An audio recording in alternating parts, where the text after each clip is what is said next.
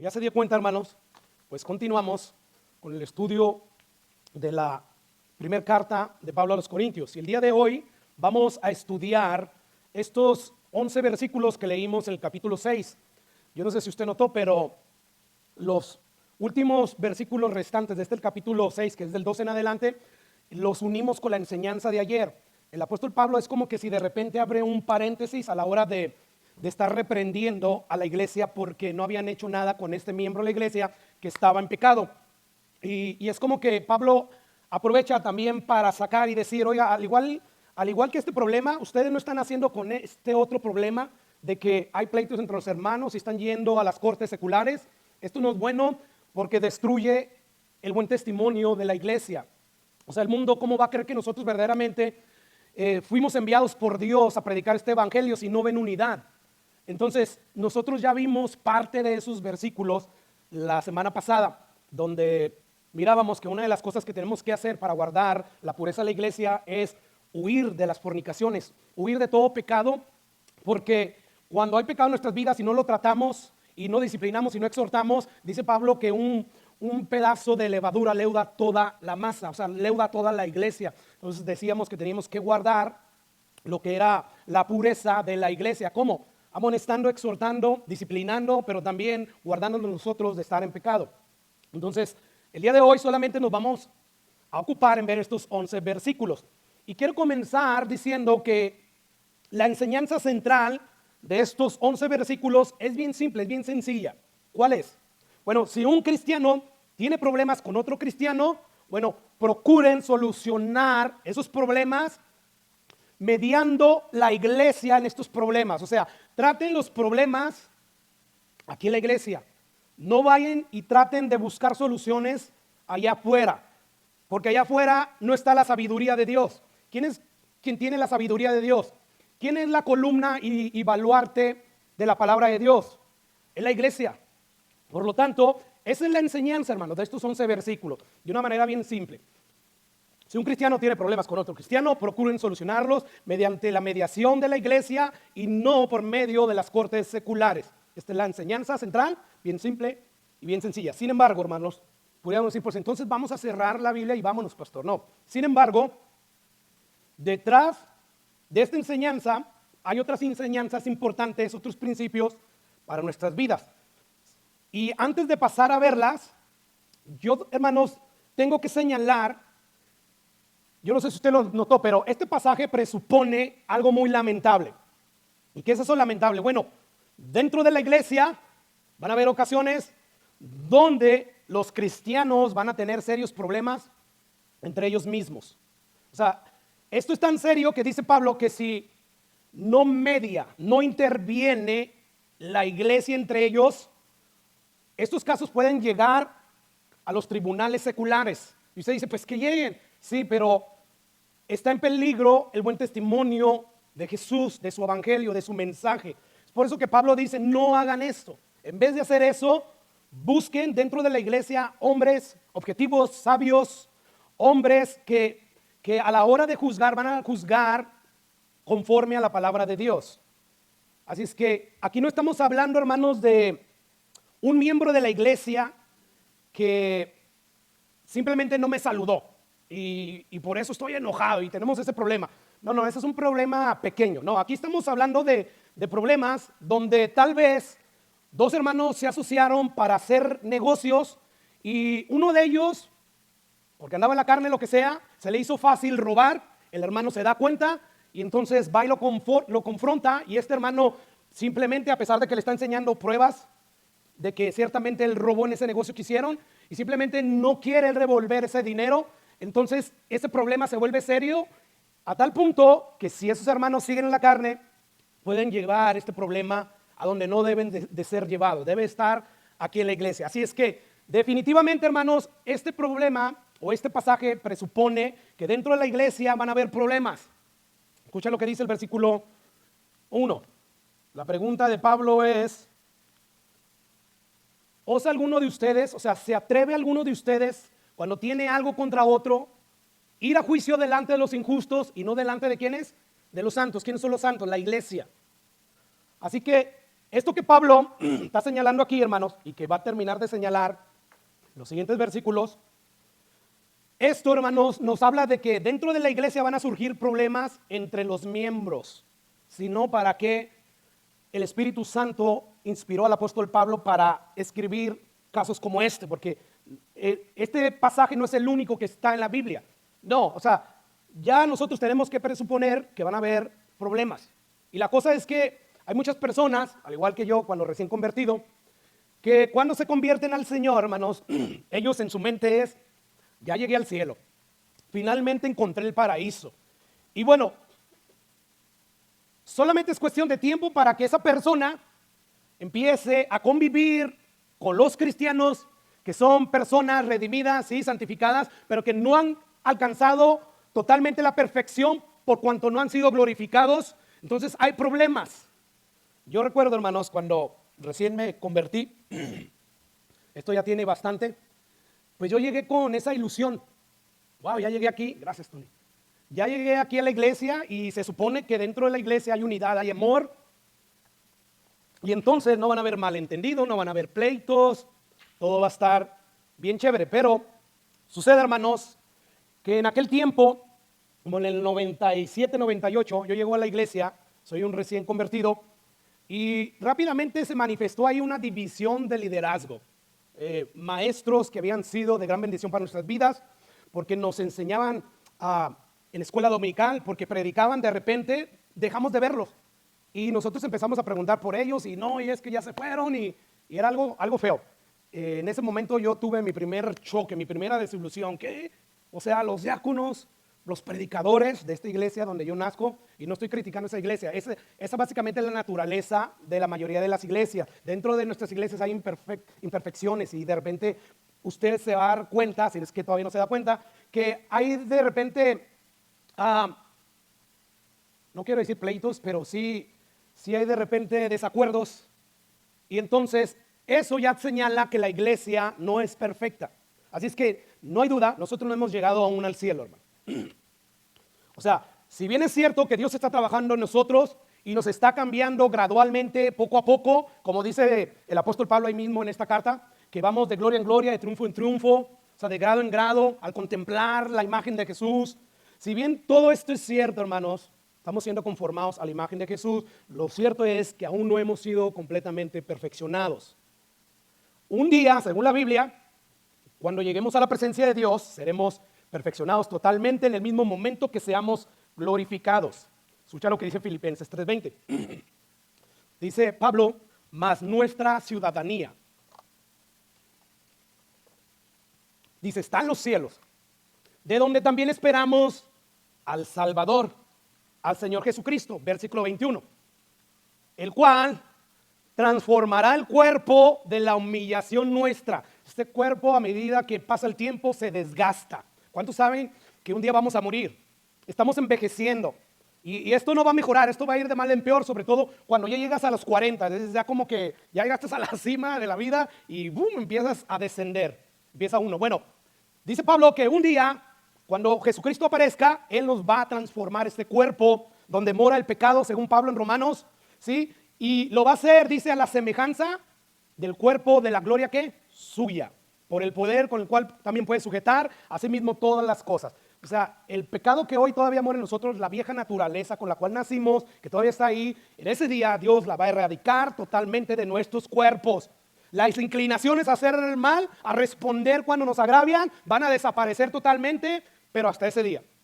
Hasta que ese día no venga, hermanos, nosotros vamos a seguir luchando hasta la muerte, hasta que muramos contra el orgullo, contra el egoísmo de nuestros corazones. Esta es nuestra realidad de nosotros los cristianos.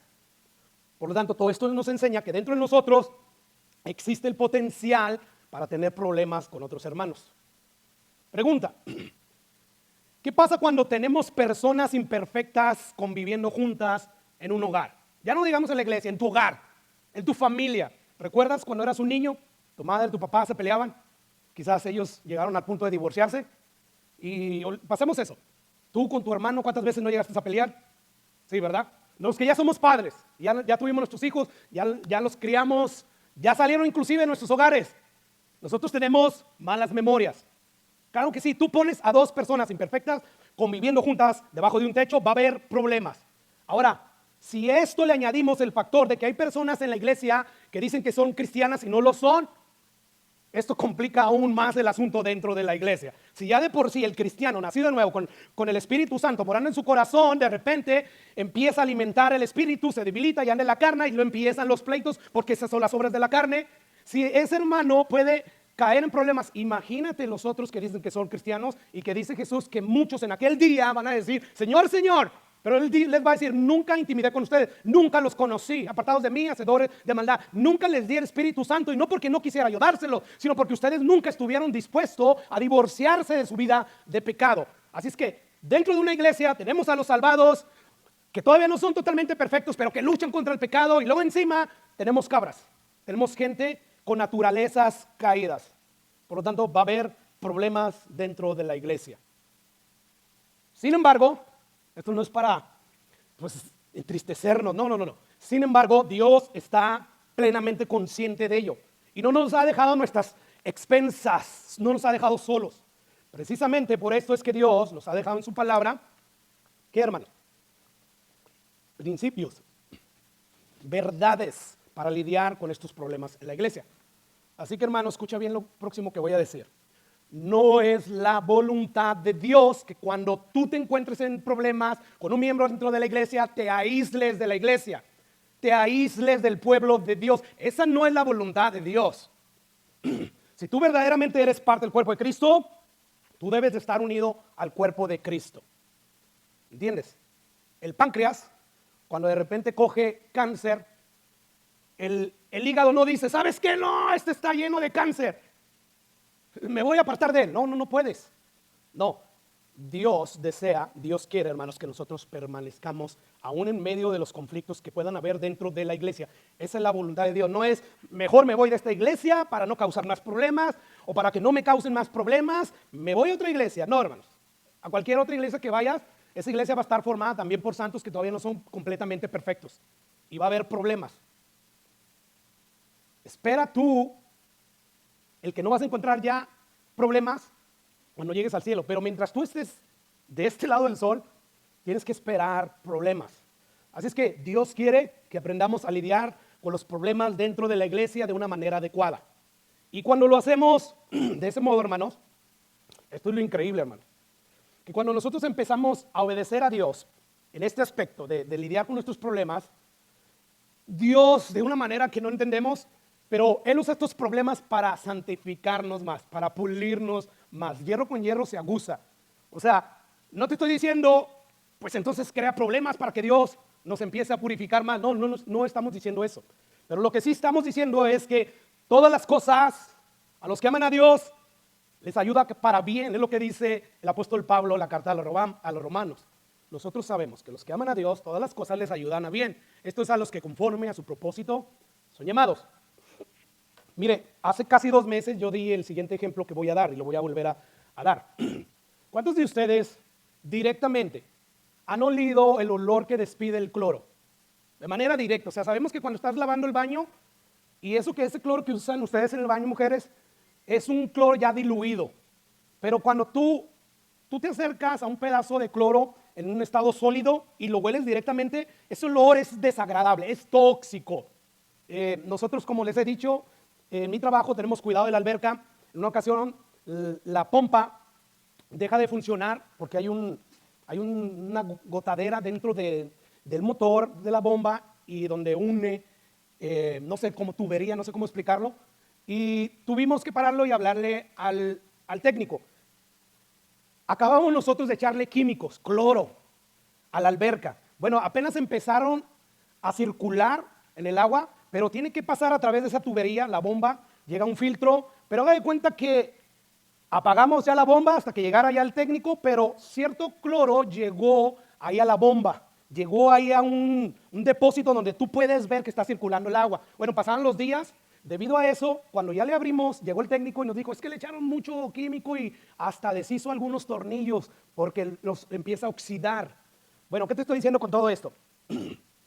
El cloro usado eficazmente, correctamente, con las porciones de vida, nos beneficia, desinfecta, mata los microbios, mata lo malo, pero manejado de una mala manera, hermanos, destruye. Bueno, lo mismo es con los problemas. En las manos de Dios, Dios puede usar esos problemas para beneficiar nuestras almas, nuestras vidas espirituales. Pero en las manos nuestras, si nosotros no obramos de acuerdo a las directrices que Dios ha establecido, nosotros podemos arruinar las cosas. Así es que esto es bueno. Dios dice, no huyas de los problemas que hay dentro de la iglesia. Al contrario, si estás débil, ok, deja que los maduros se levanten y hagan todo lo posible para restaurar la unidad, la paz de la iglesia. Y Pablo nos dice aquí, hermanos, en Romanos 8, sabemos que a los que aman a Dios, todas las cosas, ¿y qué es todas las cosas, hermano?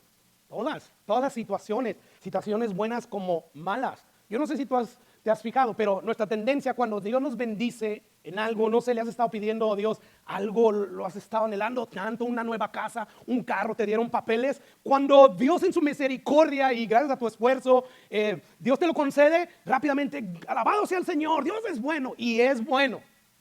Esa es nuestra inclinación a hacer eso, pero nuestra inclinación no es muy a que cuando nos está yendo mal podamos decir Dios es bueno. Y la cosa es que Dios sigue siendo bueno. El problema es que nosotros a veces vemos los problemas, nosotros los cristianos, los problemas como si fuera algo malo y no es algo malo. Porque en las manos de Dios nuestros problemas ayudan para que avancemos, para que perseveremos, para que al final lleguemos a la presencia de Dios. ¿Recuerdan el caso que vimos la semana pasada? Que decía Pablo, entreguen a ese hombre, o mejor dicho, yo ya lo juzgué, yo ya lo entregué a Satanás. ¿Con qué propósito? ¿Para que se le quite? ¿Para que Satanás lo destruya? No, había un propósito espiritual, edificante, para que su espíritu sea salvo en el día del Señor. Ese es el propósito de la disciplina. Ese es el propósito. Cuando Dios disciplina a sus hijos, es por amor, es porque los quiere edificar, no los quiere destruir. Por eso dice Hebreos, a quien Dios ama, ¿Dios qué? Disciplina. A quien Dios ama, amonesta, azota, pero siempre con el propósito de edificarlo, de restaurarlo, nunca de destruirlo, hermanos. Así es que las situaciones difíciles que se pueden levantar dentro de la iglesia, Dios siempre las va a tornar para nuestro beneficio. Por lo tanto, hermano, no te aísles del pueblo de Dios, no seas cobarde. No, estemos dentro y dejemos que Dios a través de los líderes de la misma iglesia, porque como vamos a ver, no tienes que ser pastor, no tienes que ser un líder para poder lidiar, para poder ayudar dentro de los problemas que hay en la iglesia. Así es que estamos diciendo que Dios puede usar cualquier dificultad dentro de nosotros para pulirnos, para hacernos más a la imagen de Jesús. Es decir, escucha lo siguiente, una situación manejada de una manera equivocada puede ser terrible para la fe de un cristiano. Sin embargo, una situación bien manejada de una manera correcta, como Dios ha establecido, puede ser una bendición para la fe de otro cristiano. Tenemos, por lo tanto, que asegurarnos que cuando haya problemas entre cristianos, entre los miembros, nosotros los ayudemos a salir adelante. Ahora, esto nos lleva a la enseñanza central de este pasaje. Pregunta, ¿cuál es la manera apropiada de lidiar con los problemas que tenemos nosotros los cristianos en ocasiones? Bueno, vamos a suponer, hermanos, que dentro de nuestra iglesia hay un miembro que se asocia con otro miembro de la iglesia y dicen, vamos a hacer un negocio. Y bueno, pasa el tiempo, ambos invirtieron dinero y de repente uno de ellos se siente defraudado económicamente por el otro hermano. Este hermano tiene pruebas contundentes de que verdaderamente este otro hermano lo engañó y le robó. La pregunta es, ¿cuál es la manera apropiada de lidiar con esta dificultad? Bueno, Pablo claramente nos dice, no lleves este asunto, este problema a los incrédulos. No lo lleves a las cortes. Busca la solución dentro de la iglesia, dentro de los santos. Y Pablo nos va a dar 3 razones que son sumamente contundentes por qué debemos de obrar de esta manera. Número 1, ¿por qué debemos de obrar de esta manera? ¿Por qué no llevar los problemas que hay en la iglesia afuera con los incrédulos? Número 1, para el beneficio del mismo mundo incrédulo. O sea, no lleves estos problemas a los tribunales siendo piedra de tropiezo. Guarda más bien el buen testimonio de la iglesia. Versículo 2. Dice Pablo, ¿o no sabéis que los santos han de juzgar al mundo? Y si el mundo ha de ser juzgado por vosotros, ¿sois indignos de juzgar cosas pequeñas? ¿No sabéis que hemos de juzgar a los ángeles? ¿Cuánto más las cosas de esta vida? Versículo 4. Si pues tienen juicio sobre cosas de esta vida, ¿ponéis para juzgar a los que son de menor estima en la iglesia? Versículos 5 y 6. Para avergonzados los digo, porque no hay entre ustedes sabios, ni aun uno, que pueda juzgar entre sus hermanos, sino que el hermano contra el hermano pleitea en juicio, y esto ante los incrédulos. Ok, nosotros no sabemos con exactitud cuál va a ser el papel que nos va a tocar a la hora de participar en el juicio que Dios le va a hacer tanto a los incrédulos como a los ángeles. La Biblia enseña claramente que nosotros los cristianos vamos a reinar con Cristo en su segunda venida. Y sobre todo, este pasaje, hermano, nos dice que de alguna manera nosotros vamos a participar en el juicio que Dios le va a hacer al mundo y a los ángeles. Ahora, yo no sé cuál es el papel que nos va a tocar ahí, pero lo que sí es seguro es que nosotros vamos a reinar con Cristo y que de alguna manera vamos a estar involucrados en el juicio final que Dios le va a hacer tanto al mundo como a los ángeles. Y lo que Pablo está diciendo aquí es, si nosotros vamos a juzgar, vamos a participar en ese juicio, que van a ser cosas más complejas y más profundas, de verdad, ustedes no pueden lidiar con las cosas que ocurren en la iglesia. O sea, ¿cómo puede ser posible que teniendo ustedes en la mano la palabra de Dios que los hace sabio, porque la palabra de Dios hace sabio al sencillo, cómo es posible que vayan allá afuera con todos sus problemas? Es como si Pablo estuviera diciendo, los problemas se quedan en casa. Y ciertamente los problemas familiares se tratan, ¿dónde, hermano?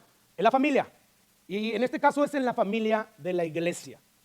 Sin duda alguna, hermanos, que a ustedes les ha pasado lo mismo que nos pasó a mi esposa y a mí cuando estábamos criando a nuestros hijos, donde nuestros hijos salían de repente de pleito y se empezaban a acusar ellos mutuamente. No, yo no fui, fue Israel, no, fue Melissa. Y ponle ahí los nombres de tus hijos. Pregunta, ¿qué hacíamos como padres cuando, por ejemplo, alguien quebraba, no sé, la televisión de la casa, que eso cuesta caro? ¿Qué hacemos nosotros, por ejemplo, cuando eso pasaba, cuando alguien rayaba una pared que acabábamos de pintar? ¿Qué hacíamos nosotros con nuestros hijos, hermano? Le preguntábamos, ¿quién fue? No, yo no fui, no fue él. Y entonces empezaba ahí el problema, ¿verdad? Bueno, algo que nosotros no hacíamos es, ok, vamos a llamar a todos los vecinos de aquí de la colonia para que nos ayuden a ver, a lidiar, a juzgar. ¿Quién fue el que quebró? ¿Quién fue el que hizo esto o lo otro? ¿Verdad que no hacíamos eso? No. Este era un asunto a nivel familiar. Y si en esa época te tocó como a mí, que yo era cristiano, dependiendo del problema, dependiendo de su complejidad, de su dificultad, pues nosotros acudíamos a un consejero de la iglesia, le decían, mira, estoy pasando con mi hijo estos problemas, ¿por qué no me ayudas? Y nos ayudaban, ¿verdad? Bueno, lo que Pablo está diciendo aquí, hermanos, es que esto que ocurre en la iglesia se queda aquí. Y la pregunta es, ¿por qué? Porque cuando nosotros llevamos nuestros problemas allá afuera, nosotros le estamos haciendo un daño terrible al testimonio de la iglesia, al mensaje del evangelio que nosotros tenemos que compartir. Tenemos nosotros una responsabilidad, ¿sabe? Una encomienda ahí de predicar el evangelio. Cada vez que nosotros hacemos eso, entonces nosotros, hagan de cuenta que estamos destruyendo el testimonio. Cada vez van a querer escucharnos menos y menos. ¿Por qué? Porque van a decir, sí, para ir a la iglesia, para ser como ellos que están peleando, mejor así me quedo, que me lleve el diablo. Por lo tanto, hermanos, Pablo nos dice, no hagan eso, porque existe ese peligro. Ahora, note que Pablo no está presuponiendo que los que deben de mediar la iglesia son los pastores, son los líderes. No, no, no. Es toda la iglesia. Dice Pablo, para avergonzado lo digo, pues que no hay entre ustedes sabios, iglesia de Corinto, no hay entre ustedes sabios, ni aun uno que pueda juzgar entre sus hermanos. No, es que a mí no me gusta meterme, hermanos. A mí no me gusta meterme en los problemas de los demás. Si tú eres miembro de la iglesia, tú tienes la responsabilidad de meterte. Dios te ha llamado. Tenemos que velar unos por otros. Tenemos que cuidarnos unos a otros. Tenemos que amarnos unos a otros, ¿verdad? Tenemos que exhortarnos unos a otros. ¿Te acuerdas los unos a otros que hay en todo el Nuevo Testamento? Bueno, nos corresponde a nosotros hacerlos. Así es que, como vemos, no necesariamente tiene que ser un pastor el que tiene que mediar. Puede ser alguien que sea lo suficientemente objetivo y lo suficientemente imparcial. Es todo lo que se necesita. Ahora, lo que está detrás de esta instrucción bíblica es lo que Pablo dice en el versículo 6. Dice ahí, sino que el hermano con el hermano pleitea en juicio. ¿Y esto ante quiénes? Los incrédulos. De verdad, es como si dijera Pablo, ¿ustedes van a ir delante de los incrédulos para que juzguen entre ustedes? ¿Acaso no se dan cuenta que eso da mal testimonio al mundo? Mire, cuando un cristiano, hermanos, es capaz de llevar a la corte, de llevar ante el mundo sus problemas con otro cristiano, él está mostrando claramente que para él sus derechos valen más que el buen testimonio de la iglesia. A mí no me importa, pastor. O sea, yo quiero ser manso, como dice Jesús. Aprender de mí que soy manso y humilde, pero eso ya es ser menso, pastor. Yo tengo que hacer valer mis derechos. O sea, es verdad, quizás tú estés en tu derecho de hacerlo. Sin embargo, hermanos, la Biblia nos dice que suframos el agravio mejor. O sea, por el bien del buen testimonio de la iglesia, sufre el agravio. Sí te defraudaron, pero como quiera, sufre el agravio para beneficio de los incrédulos, porque ellos necesitan ser salvos del día de la ira que viene. Está establecido para el hombre que muera y después que el juicio final. Por lo tanto, por amor a ellos, por beneficio de ellos, no lleves los problemas allá afuera. Déjalos aquí en la iglesia. Estoy en mi derecho, pastor, sí, tal vez lo estés. Sin embargo, hermano, imaginemos el siguiente caso. Imagínate aquí, hay dos cristianos en una corte de aquí del condado de Collin. El juez ya sabe, porque ya estudió los casos, que pertenecen a la misma iglesia aquí en Wiley. Y empieza el juicio y no se hacen esperar los dimes y diretes. Y lo que pasa, juez, es que este supuesto hermano mío en Cristo me dijo esto, aquello y lo otro. Y al final de cuentas, creo que me robó de hecho. Y ni tardo ni perezoso, el otro hermano, también en la carne, empieza a defenderse. No le haga caso, juez, a este hermano. Dice que hermano, no le haga caso. Lo que pasa es que sucedieron así las cosas. Ahora imagínense a estos dos hermanitos después del juicio. Y uno de ellos, el religioso, porque el cristiano carnal suele ser muy religioso y ni cuenta se da, pero es religioso.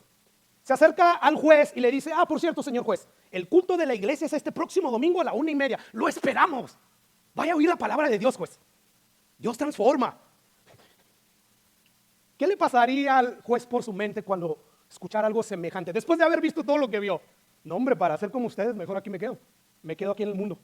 No, gracias, estoy bien. ¿Te das cuenta? Ahora, no hay que llevar el caso a los tribunales para que se viole este principio. Cuando un miembro de la iglesia habla de un problema que tienen con un hermano a un incrédulo, ese hermano ya violó el mismo principio. O sea, no, esto a mí no me va a pasar, pastor. Quizás ya te pasó.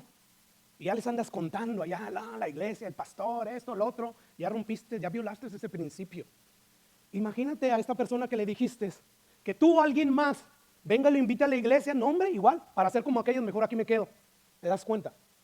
¿Por qué no debemos de llevar las cosas que pasan aquí en la iglesia allá afuera? ¿Por qué? Para el beneficio de los incrédulos. No queremos ser piedra de tropiezo. Si de por sí ver a Jesús, la perfección andando, hacer milagros, era difícil creerle. No querían creerle. Imagínate ya un hermano, como dice un hermano paletón, en la carne, oliendo a tibón constantemente porque está habituado a los patrones pecaminosos. ¿Te das cuenta de lo importante? ¿Por qué no debemos de llevar los problemas allá afuera? No hay que tratarlos aquí. Ahora, en este sentido, hermanos, tengamos cuidado con lo que posteamos en el Facebook. Porque una vez que tú posteas un comentario acerca de alguien, sea quien sea, no sabes a dónde va a llegar. Y puede ser piedra de tropiezo también para otras personas. Y escucha la advertencia que hace Jesús, Marcos 9:42. Cualquiera que haga tropezar a uno de estos pequeños, que creen en mí. Sí, pastor, ahorita hablando de los discípulos, los que ya creen. Imagínate, o sea, si aquellos que pueden creer en él y está haciendo tu piedra de tropiezo, tú se lo impides, Dios te va a ser responsable de eso. Dice Jesús ahí, mejor le fuera atarse una piedra de molino en el cuello y arrojarse en el mar. Yo no sé cuándo fue la última vez, si es que has estado en mar abierto. ¿Cuándo fue la última vez que tú estuviste en mar abierto y que te lanzas de la lancha en que te llevan? Eso es terrible. Yo cuando iba a bucear nunca me había metido tan adentro del mar y yo sentí miedo y le dije a Eva, tengo miedo, siento como que abajo me puede salir algo. A mí me da miedo lo que no puedo ver. Lo que yo puedo ver, yo puedo ver una víbora, inclusive hasta un león y en vez de paniquearme, yo estoy pensando, ¿qué voy a hacer? ¿Qué voy a hacer? Pero no ver nada, eso es terrible. Bueno, imagínate que Jesús está diciendo, mejor que te suceda eso. Porque horrenda cosa es caer en las manos del Dios vivo. O sea, yo voy a ajustar cuentas contigo. Por lo tanto, ten cuidado. Que lo que pase aquí en la iglesia, aquí se quede en la iglesia. No, pero es que lo tiene que saber la gente. Pues ten cuidado porque si tu comentario hace que alguien tropiece, hace que alguien diga, ya es que yo no quiero saber nada de la iglesia. Según Jesús dice que Dios te va a ser responsable aquí. Y eso es terrible, hermano. Es terrible ver, hermanos, el día de hoy, como hay personas que se llaman cristianas airando ahí sus problemas con otros cristianos a veces ahí en el internet, en cualquier plataforma, qué sé yo. Es una vergüenza. Y eso es lo que Pablo está prohibiendo. No lo hagan, porque al hacerlo ustedes están violando un principio sumamente importante y al hacerlo están perjudicando el testimonio de la iglesia. Es que debemos de entender, hermanos, que el alma de los incrédulos allá afuera, o sea, cuando tú dices, no, mis derechos valen, bueno, eso es lo que importa al final de cuentas en ese momento, el alma de las personas que están allá afuera. Dios no quiere la muerte de nadie, no quiere que el impío perezca. Él quiere que todos procedan ¿a dónde? Al arrepentimiento. Por lo tanto, tengamos mucho cuidado, hermanos. Escucha lo que Pablo dice en 1 de Corintios capítulo 10, 31. Dice Pablo, si comen o beben o hacen cualquier otra cosa así de sencilla y de natural como estas, hagan lo que para la gloria de Dios. Bueno, nosotros casi siempre citamos este pasaje, hermanos, sin saber cuál es el contexto. De hecho, pregúntate, ¿sabes cuál es el contexto? Quizás ahorita, si nunca lo has leído, ya no lo recuerdas, y si nunca lo has leído, pues no lo sabes. Bueno, déjate digo cuál es el contexto. Versículo siguiente, ese es el 31, dice el 32, no seas tropiezo, todo lo que hagas, que te agravió el hermano, hazlo para la gloria de Dios. Está bien, ya no te importa el bienestar de los perdidos, hazlo pues para Dios. Es que no se lo merece, pastor. Ni tú y yo merecemos la misericordia que Dios derrama cada día. Y aún así Él la derrama. Por su gracia, por su amor. Pues dice ahí Pablo, no seas tropiezo ni a judíos ni a gentiles, ni a la iglesia de Dios. Ni a la iglesia de Dios. Nuestras acciones afectan también la iglesia de Dios. No seas, como también yo en todas las cosas agrado a todos, dice Pablo, no procurando mi propio beneficio. Pero mis derechos, estás procurando tus propios beneficios. Es que me robó, es injusto. Yo lo sé, Dios también lo sabe. Pero Pablo dice, no procurando tu propio beneficio, sino el de los demás, sino el de muchos. ¿Para qué, hermanos? Para que sean salvos. Pastor, pero desde la perspectiva humana, desde la sabiduría humana, sí, cierto, tiene la razón. No te dejes. No te dejes. Lleva el asunto hasta sus últimas consecuencias. Si tienes que ir, tienes dinero para pagar a un abogado, hazlo. Pero ¿de qué te va a servir ganar todo? Y al último no tienes ante los ojos de Dios su aprobación. ¿Te das cuenta? Así es que el propósito de nosotros tragarnos la ofensa, el agravio, es para beneficio de los demás, para que sean salvos. Y dice Pablo ahí, ser imitadores de mí, así como yo de Cristo. O sea, yo voy a poner a un lado mis derechos, dice Pablo, para ver si de alguna manera yo puedo salvar a algunos. Piensen lo siguiente, hermanos, ¿qué hubiera pasado si nuestro Señor Jesucristo hubiera hecho hacer valer sus derechos ante Pilato y ante todos aquellos que lo estaban juzgando? Él tenía el poder para hacerlo, ¿verdad que sí? Bueno, si Él hubiera hecho valer sus derechos con todo su poder, estuviéramos perdidos. Sin embargo, fue por amor a nuestras almas que Jesús permitió que lo condenaran y lo mataran. ¿Todo por qué? A pesar de que Él fue inocente, para que tú y yo pudiéramos ser absueltos en el tribunal de Dios. O sea, el Rey de Reyes, el Señor de Señores, el Dios encarnado en Jesús, no tomó sus derechos como algo a que aferrarse. Él más bien hizo a un lado sus derechos. ¿Y sabe por qué? ¿Por qué? Porque Él vio nuestra salvación más importante que sus derechos. Y ahora nosotros, que hemos sido beneficiados de esta salvación, ¿cómo debemos de actuar cuando alguien nos ofende, hermanos? Dice Pablo, ser imitadores de mí como yo de Cristo en esto de no hacer a tropezar a nadie. De no procurar tu propio beneficio. Qué difícil es ser cristiano. De hecho, es imposible ser cristiano sin la ayuda del Espíritu Santo. El fruto del Espíritu Santo es amor. Y el amor todo lo puede, no guarda rencor. Todo lo soporta, todo lo sufre. O sea, todo lo perdona. El amor de Dios, no el tuyo. Pero nosotros no tenemos excusa, ya nos dio el Espíritu Santo. Pero pastor, prefiero inclinarme a lo que me dicta mi corazón engañoso. Pues haz eso y verás los resultados. No te va a ir bien. Así es que, ¿qué hubiera pasado si Jesús hubiera decidido hacer valer sus derechos? Estuviéramos perdidos. Versículos 7 y 8. Así que, por cierto, o sea, es ya una falta. O sea, ya están perdiendo ustedes. Ya el hecho de tener problemas aquí en la iglesia ya es una falta grave. Porque recuerda, también no podemos ser piedra de tropiezo para los de la iglesia. Los que recién va llegando, los recién convertidos, ¿qué? Por ejemplo, yo en aquel entonces, gracias a Dios, Dios me guardó, pero ¿qué el líder tal, el predicador tal, se peleó con el pastor? ¿Qué? Y el pastor respondió así. Tengamos cuidado. Dice Así que, por cierto, ya es una falta entre vosotros que tengan pleitos entre ustedes.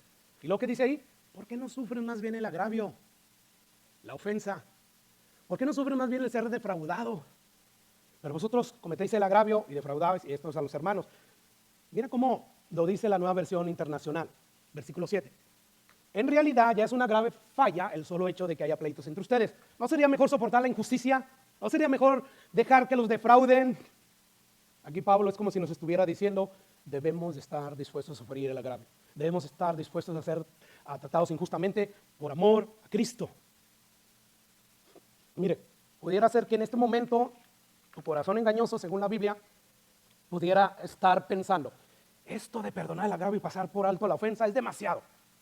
Una vez más, pastor, yo quiero ser manso, pero no menso. Bueno, vamos a meditar en Lucas 17, versículo 3 y 4. Dice Jesús, mirad por vosotros mismos. Si tu hermano pecare contra ti, ve, repréndele, y si se arrepiente, ¿qué? Perdónale. O sea, si esto ya se te hace difícil, ¿cómo que perdónale? Pastor, yo no voy a dejar que me vea la cara. Yo le di $10,000, pastor. Con todo el sudor de mi frente los junté y me defraudó. Perdónale. Eso es difícil. Bueno, si tú crees que esto es difícil, escucha lo siguiente, porque Jesús va a subir el nivel de exigencia. Escucha lo que dice Jesús a continuación. Y si 7 veces al día, o sea, no una vez, 7 veces en el mismo día. Híjole, esto es contraintuitivo, contra nuestra naturaleza. La tendencia de nuestra naturaleza a reaccionar cuando alguien nos agravia es luego quererse desquitar, ¿verdad? La primera vez, imagínate la segunda, la tercera, la cuarta, la quinta, la sexta, en el mismo día. No, eso se está pasando. Bueno, dice ahí que si volviere y dice, me he arrepentido, ¿qué dice? Perdónale. Mire, yo al igual que usted y cualquier ser humano, al escuchar este mandato de Jesús que va en contra de mi naturaleza, va en contra de tu naturaleza porque es contraintuitivo, nuestra reacción es, yo no voy a ser el puerquito de nadie. Aquí nadie va a jugar conmigo. Quien me trate injustamente se las va a ver conmigo, porque yo no soy el dejado de nadie. Nos dicen los dejados a nosotros, ¿verdad? ¿Y cómo no? Nuestra reacción natural es, yo no voy a tolerar que me jueguen el dedo en la boca. ¿Oh, no? No, claro que no. Sin embargo, hermanos, aunque esta es nuestra reacción, esa es la naturaleza que tenemos que hacer lo que los discípulos hicieron. Cuando Jesús les dijo eso, hasta 7 veces. O sea, 7 veces al día, tú perdónale. ¿Y qué dijeron los discípulos? Los apóstoles, aumenta nuestra fe. O sea, esto está fuera de la capacidad nuestra, Jesús. 7 veces, no. Yo la segunda ya lo tengo golpeado, este cuate. Pero 7 veces aumenta nuestra fe. O sea, dame una nueva naturaleza. Dame una fe sobrenatural. Porque tú estás diciendo aquí que 7 veces al día, si mi hermano peca contra mí, que yo lo tengo que perdonar. No, eso para mí es imposible y lo es. Es imposible en tus propias fuerzas, pero no en las fuerzas de Dios, no en la naturaleza que Dios nos ha dado a través del Espíritu Santo. Por lo tanto, hermanos, debemos estar dispuestos a sufrir el agravio y escucha, porque de repente dice gente, sí, lo voy a sufrir el agravio, pues no tengo de otra, pero llenos de amargura. O sea, no lo trago esta persona, yo lo perdoné, se queda callado, ya no pelea, pero lleno de amargura. Este fulano lo está pensando, ¿no? Él tiene la sonrisa así, ¿verdad? Pero como Dios sabe las intenciones, lo que hay dentro del corazón, tu sonrisa puede estar diciendo una cosa muy piadosa, pero por dentro no lo trago. Bueno, la cosa no es así, o sea, no es voy a quedarme callado y ya perdoné el agravio. No. No dejes que tu hígado lleno de coraje se enferme. No. Tienes que perdonar, o sea, tienes que dejar eso, sepultarlo en el fondo del mar y no acordarte más de él como Dios hace contigo. Imagínense que Dios fuera como nosotros y nos recordara las cosas. No, sí, acuérdate esta mañana, me ofendiste. Pero qué bueno que Dios no es así como nosotros. ¿Sabe que una de las marcas de un verdadero cristiano, según la Biblia, no yo, es que el verdadero cristiano, hermanos, escucha lo siguiente. Él perdona toda ofensa, por muy grande que sea y por muchas que sean. Vamos a ver lo que dice Mateo 6, versículo 9. Aquí Jesús le va a enseñar a sus discípulos cómo orar. Estas deben ser nuestras oraciones. Sobre esto debe de girar todas tus oraciones que tú le hagas a Jesús. Cuando oren, oren así. Versículo 9. Vosotros pues oraréis así. Lo sabemos, ¿verdad? Padre nuestro que estás en el cielo, santificado sea tu nombre. Venga tu reino, hágase tu voluntad, como en el cielo, así también en la tierra. El pan nuestro, dánoslo hoy. 3 peticiones tienen que ver con Dios, o sea, que tú seas santificado, exaltado, que tu reino venga, que sea establecido, que se haga tu voluntad, 3 cosas, y luego después vienen cosas con nosotros. Danos el pan de cada día hoy. Y luego que dice el versículo 12, y perdona nuestras deudas, como también nosotros perdonamos a nuestros deudores. Y luego dice, no nos metas en tentación, mas líbranos del mal, porque tuyo es el reino, el poder y la gloria, por todos los siglos. Amén. Ahora, yo quiero que usted note, hermano, que justo después de cerrar esta oración, Jesús, escucha lo que dice el siguiente versículo, porque Jesús va a regresar al punto donde nos dice, cuando oren, digan, perdónanos, como también nosotros perdonamos a los que nos ofenden. Escucha lo que Jesús va a preguntar ahora. Y la pregunta es, ¿por qué Jesús regresa a esta parte? ¿Por qué? Bueno, porque Jesús sabe que es difícil, que es imposible, de hecho, que alguien que diga que es cristiano pueda perdonar las ofensas de otros. Pero alguien que verdaderamente es cristiano y que ya tiene el Espíritu Santo y que da el fruto del Espíritu Santo, que es amor, y el amor todo lo puede, todo lo sufre, no guarda rencor y perdona. Bueno, él sabe que van a haber muchas personas que no van a poder porque no han sido salvas verdaderamente, no tienen al Espíritu Santo. Y dice ahí Jesús, porque si perdonan a los hombres sus ofensas, ¿qué dice ahí, hermanos?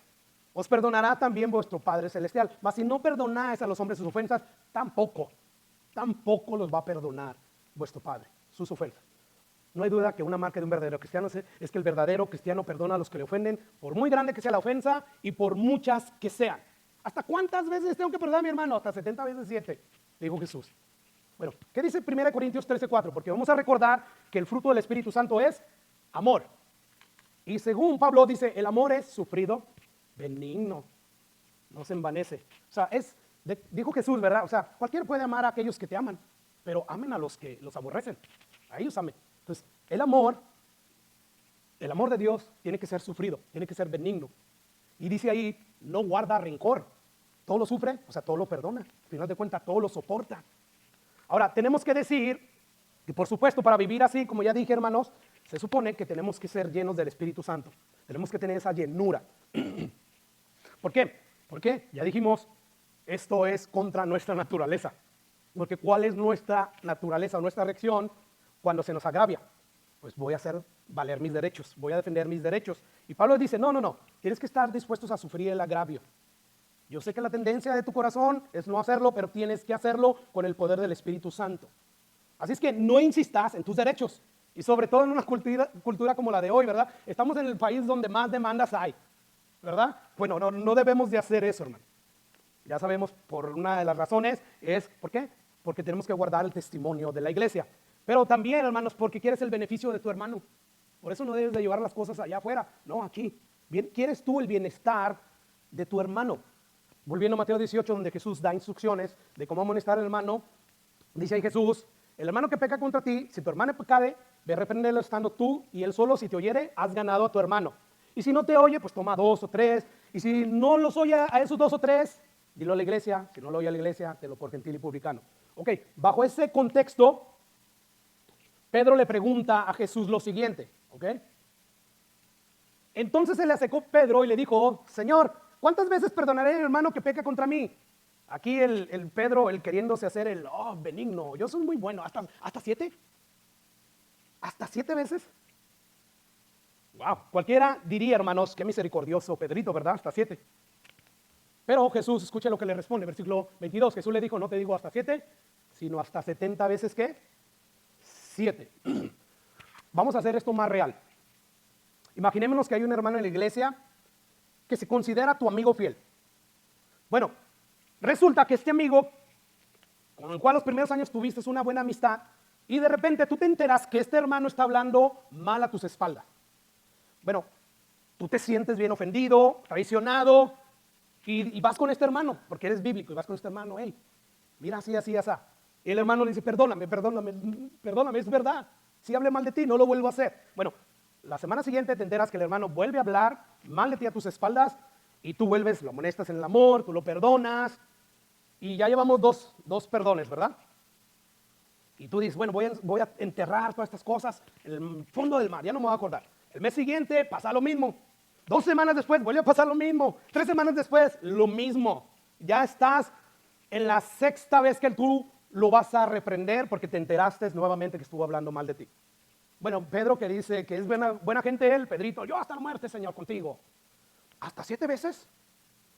Y la respuesta de Jesús es, no, Pedro, hasta 70 veces 7. Y por si acaso, no sé si Pedro empezó a hacer cuentas. 70 veces por 7. No, Jesús está diciendo, no lleves la cuenta. Así como Dios no lleva la cuenta de tus ofensas hacia Él, no lleves la cuenta. Perdónalo. Este es el Jesús bíblico. Este es el Dios bíblico. Porque si tú no puedes perdonar a los que te ofenden, Dios tampoco te va a perdonar. ¿Te das cuenta, hermano? Wow. O sea, en el pasaje de Mateo 18, Jesús dejó establecido un proceso para lidiar con ciertos casos, hermano. Si tu hermano pega contra ti, ve a solas, ve en privado, repréndelo. Si no te oye, pues lleva a 2 o 3. Si no los oye, llévalo a la iglesia. Si no oye a la iglesia, tenlos por gentil y publicanos. Bueno, es el mismo proceso que Pablo está diciendo aquí. Pero noten que la finalidad, hermano, de este procedimiento, o sea, cuando tú decides llevar este procedimiento en la práctica, la finalidad de este proceso no es demostrar que tenías la razón, no es demostrar que el hermano ciertamente es un pillo, no es para que restituya tu economía que te robó, si ese fuera el caso. No, la finalidad de ese proceso es ganar a tu hermano. Por tanto, si tu hermano peca contra ti, ve y repréndelo estando tú y él sola. Si te oyere, ¿has ganado a quién? A tu hermano. Cuando se exhorta, cuando se reprende, cuando se disciplina, cuando se excomulga, siempre se hace con ese propósito, para ganar a tu hermano. Vimos Gálatas 6:1 la semana pasada. Si alguno de ustedes fuera sorprendido en alguna falta, ustedes los espirituales, ¿sí? Los más maduritos que andan bien con el Señor, que no andan tanto en la carne, ¿qué hacen? Ganen a sus hermanos, restáurenlos. Y dice de qué manera deben de hacerlo.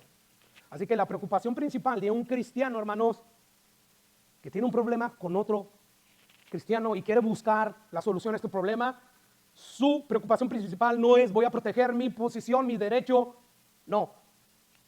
Tu preocupación debe de ser proteger tu relación con Dios y con la de los hermanos en Cristo. Por lo tanto, si es necesario, dice Pablo, estén dispuestos a sufrir el agravio si fuera necesario. ¿Recuerdan? Lucas 12:13, un hombre se le acerca al Señor Jesús y le dice, Señor Jesús, ¿puedes tú mediar entre nosotros, entre nuestra herencia que nos dejó nuestro Padre? Bueno, escucha lo que dice el versículo 13. Maestro, di a mi hermano que parta conmigo la herencia. Escucha lo que el Señor le respondió, versículo 14. Mas él les dijo, hombre, ¿quién me ha puesto sobre ustedes como juez o partidor? Y les dijo, mirad, guardaos de toda avaricia, porque la vida del hombre no consiste en la abundancia de los bienes que posee.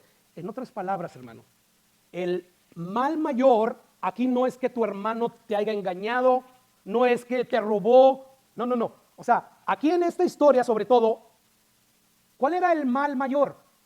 ¿Qué era en que la estaban regando? Es que ya este hombre que le estaba pidiendo a Jesús que mediara entre él y su hermano, él su corazón ya lo tenía lleno de avaricia. O sea, no me importa el mal testimonio que dé, yo lo que quiero es mi dinero, lo que a mí me corresponde.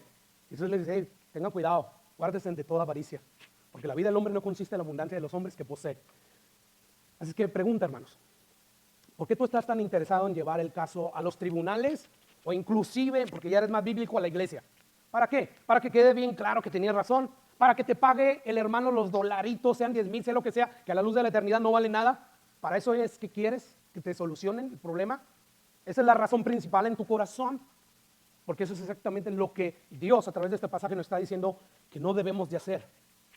Ahora es importante aclarar y recordar que, por supuesto, no todos los casos tienen que ser llevados a la iglesia, hermano. Hay momentos donde tú tranquilamente puedes decidir poner un manto de amor, pasar por alto la ofensa y ni siquiera ir con tu hermano. A mí, alguien aquí de la iglesia que ya no está aquí con nosotros, me pidió en una ocasión dinero, mucho dinero. Le dije, ¿sabes qué? No te puedo prestar dinero, pero ¿sabes qué? Ten esta cantidad de dinero, es tuya, no me la tienes que pagar. No, sí, yo se lo voy a pagar. ¿Qué decidí yo hacer? Pasar por alto la ofensa. Yo lo veo tranquilo a veces cuando lo he podido ver y no le tengo, yo le doy gracias a Dios porque yo no estoy hablando de mí, yo estoy hablando de lo que puede hacer el Espíritu Santo de Dios en nosotros a través de su Espíritu, o sea, a través de su fruto, mejor dicho. Así es que si de repente tú dices, bueno, yo simplemente lo voy a dejar así, ni siquiera lo voy a llevar en privado, hermano, y le voy a seguir hablando, no te vas a llenar de amargura. No, escucha lo que dice 1 Pedro capítulo 4 versículo 8. Y ante todo, hermanos, tener entre ustedes ferviente amor. ¿Por qué, Pedro? ¿Por qué quieres que tengamos entre nosotros ferviente amor? Porque el amor cubrirá, ¿qué? Multitud de pecados. Sin embargo, habrá otras ocasiones en que otros elementos estén ahí envueltos, por ejemplo, el cuidar el buen testimonio de la iglesia, o incluso el hecho de que tú estás viendo en la vida de ese hermano es un patrón pues preocupante, de que O sea, tú lo ves que andas mal y no le dices nada para que se corrija. Entonces, en ese punto, hermanos, ahí sí. O sea, no tenemos simplemente que decir, dale, yo pongo un manto de amor. Ahí que Dios lo solucione. No. Recuerda, el buen testimonio de la iglesia está de por medio y la vida del hermano. Tú tienes que ganar al hermano. Si el hermano peca contra ti, ve a solas. O sea, si ves que es un patrón preocupante y sigue haciendo eso, tú debes, antes de írselo a contar a cualquiera, que eso es lo primero que hacemos. Antes, yo voy a ir con el pastor. No, dice Jesús, ve en privado, a solas, repréndelo.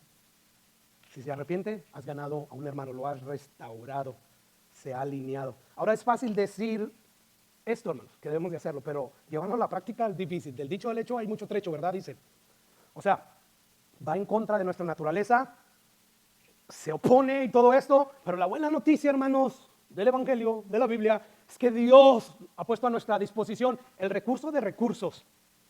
Nada más y nada menos que a su mismo Espíritu Santo, que está ahí para auxiliarnos, para ayudarnos, para que reaccionemos de la manera que Jesús reaccionó. Una vez más, pero ahora por escrito, Galatas 5:22, más el fruto del Espíritu Santo es amor. Y ya vimos que el amor todo lo sufre, es benigno, no guarda rencor, todo lo soporta. Así es que Dios no nos ha mandado al campo de batalla sin armamento, sin protección, no. Nosotros tenemos al Espíritu Santo que nos ayuda a lidiar adecuadamente con un hermano que nosotros creemos que nos ha agraviado. Pero hay otra razón en el texto que veremos ya más brevemente, y es la siguiente. O sea, ¿por qué debemos de llevar nosotros nuestros problemas a la iglesia y no a los de afuera? Número 1, por el buen testimonio de la iglesia. Y número 2, por el beneficio del alma de tu hermano. Sí, o sea, no puedes dejar que tu hermano siga y siga. No. Va por un mal camino. Hay caminos que al hombre le parecen derecho, pero su final es que muerte. Entonces tú tienes que exhortarlo. Y si no se arrepiente, pues trae a 2 o 3. Si no se arrepiente, dilo a la iglesia. Si no se arrepiente con la iglesia, tenlo por gentil publicano. Tenlo como por alguien que no ha nacido de nuevo. Es todo lo que tenemos que hacer. Por lo tanto, 2 razones por qué no debemos de hacerse. Pero hay una tercera, y esto lo voy a hacer más brevemente. Ok. Dice Pablo, no lleven sus problemas allá afuera. Trátenlos aquí en la iglesia. Porque al tratar los problemas que ocurren entre hermanos en la iglesia, ¿qué va a pasar? Bueno, en ocasiones se va a evidenciar que algunos de esos cristianos que profesan ser cristianos en realidad no lo son. Versículo 9 y 11. O sea, cuando tú haces eso, hasta Dios usa eso para limpiar la iglesia. Yo prefiero tener a una ovejita, 2 ovejitas, pero ovejitas, que tener un montón de gente que no son ovejas y son cabras. Imagínate, eso de estar arriando cabras es frustrante, porque las cabras no oyen la voz de Dios, las ovejas sí. Entonces tú llegas con la palabra de Dios, Dios te usa y empieza a hablar, y las ovejas ahí están, las cabras no. ¿Sí me explico? O sea, yo prefiero tener 1 o 2. Así es que Dios haga la limpia si tiene que hacer la limpia. Y si es como el hermano el que Pablo dice, yo ya lo juzgué, se lo entregué a Satanás.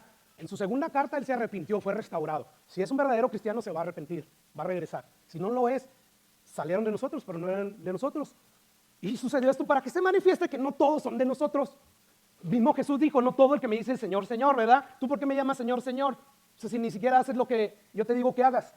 Pues todo esto es bíblico, soy bien cruel y bien muy fuerte, pero no tenemos de otra. Escucha ahora lo que dice el versículo 9. ¿No sabéis que los injustos, por qué saca Pablo ahí esto? O sea, están actuando como injustos. ¿Qué de llevar sus problemas a diálogos de afuera? ¿Que no hay sabios dentro de la iglesia? ¿Que no saben que los cristianos vamos a juzgar al mundo incrédulo, a los ángeles? ¿Qué? Están actuando como unos injustos y no saben que los injustos no van a heredar el reino de los cielos. A lo mejor ni cristianos son. No hierren, no se equivoquen, no se engañen, ni los fornicarios, ni los idólatras, ni todos estos que está enlistando ahí Pablo para irnos más rápido. Versículo 11, y estos eras algunos, mas ya habéis sido lavados. Ya habéis sido santificados, justificados en el nombre de Jesús y por el Espíritu nuestro de Dios. Ok, si bien es cierto, hermanos, que la Biblia enseña que la salvación es únicamente por gracia, únicamente por medio de la fe, también es cierto que la Biblia enseña que aquellos que son lavados por gracia, que han sido ya lavados, que han sido ya santificados, que han sido ya justificados, ellos, hermanos, van a demostrar a través de su vida transformación. Claro que sí. Así que no somos salvos por obra, somos salvos para obrar. Y algunos de los miembros de aquí de Corintios pues estaban dando buen ejemplo de esto. Pablo dice, algunos eran ustedes, estos eran fornicarios, ya no lo son. Han sido lavados, han sido santificados, justificados. O sea, no se olviden que algunos de ustedes eran todo esto, pero ya no lo son, han sido transformados.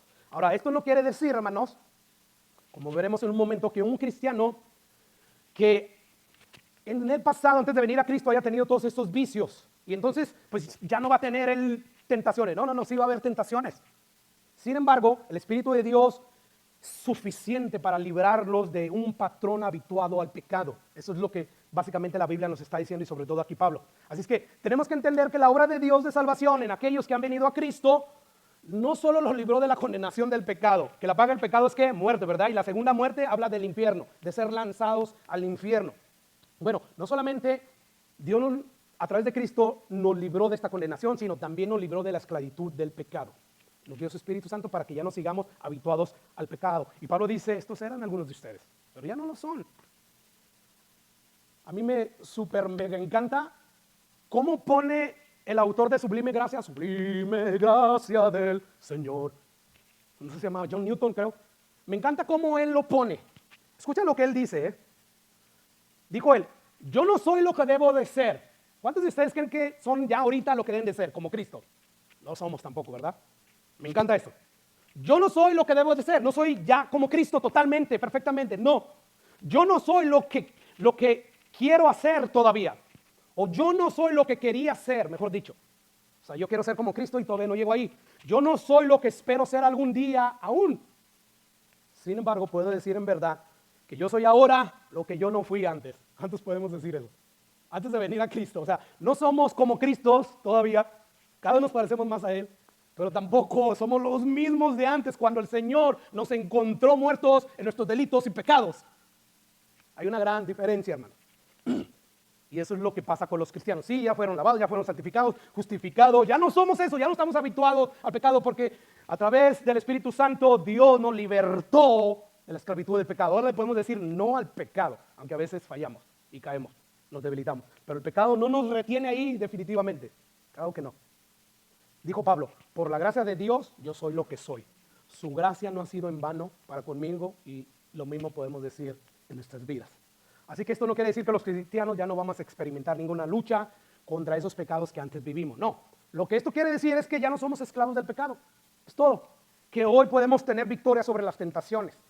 Ahora, esto nos enseña, hermanos, que no es lo mismo, hermanos, estar en el terreno del pecado luchando contra Dios a estar en el terreno de Dios luchando contra el pecado. O sea, cuando tú estás en el terreno de Dios, cuando tú estás luchando contra el pecado con el Espíritu Santo, eso es posible. Pero cuando el Espíritu Santo no está en ti, eso es imposible. No vas a estar habituado al pecado. Entonces, esa es la naturaleza de un verdadero cristiano. De manera, hermanos, que es imposible, o es posible, mejor dicho, que un verdadero cristiano pueda pecar contra otro y agraviarlo. Y es posible también que de entrada este creyente pues no reaccione de la manera que debe reaccionar, de manera piadosa, y entonces se levante y dice, yo voy a hacer valer mis derechos. O sea, yo no me voy a dejar, como ya dije, ¿verdad? No. Si tengo que traer a la policía, voy a traerla. Bueno, es posible que pase esto. Sin embargo, cuidado, dice Pablo, porque también es posible que este miembro de la iglesia que agravó a otro, o ese otro miembro de la iglesia agraviado, que está reaccionando implacablemente, sin misericordia, puede estar manifestando que ni siquiera es cristiano. No me importa lo que usted me diga, que eso, yo lo voy a llevar a la corte. Ni lo que me diga el pastor, ni lo que diga la iglesia. Excomúlguenme, ni que fuera la única iglesia. Yo me voy a otra. Bueno, él solamente está manifestando su falta de misericordia. A lo mejor ni cristiano es. Dice Pablo ahí, ¿no sabéis que los injustos no van a heredar los cielos? No erréis.